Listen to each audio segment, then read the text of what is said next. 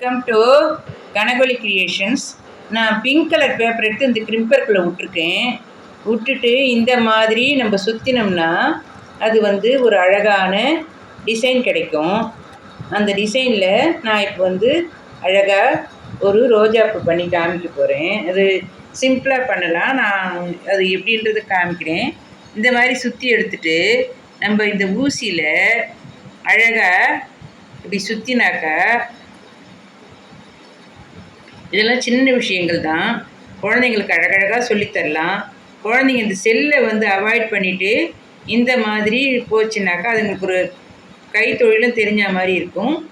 அதுங்களாக பண்ணுறதுனால அதுங்களுக்கு ஒரு ஆசையாகவும் இருக்கும். இங்கே பாருங்கள், ஒரு அழகான ஒரு ரோஜாப்பூ கிடச்சிடுது.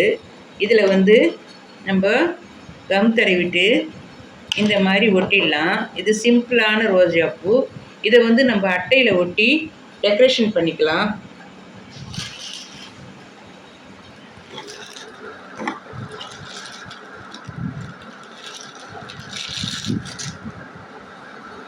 இந்த மாதிரி ஒட்டி சின்ன சின்னதாக நம்ம டெக்கரேஷன் பண்ணிக்கலாம்.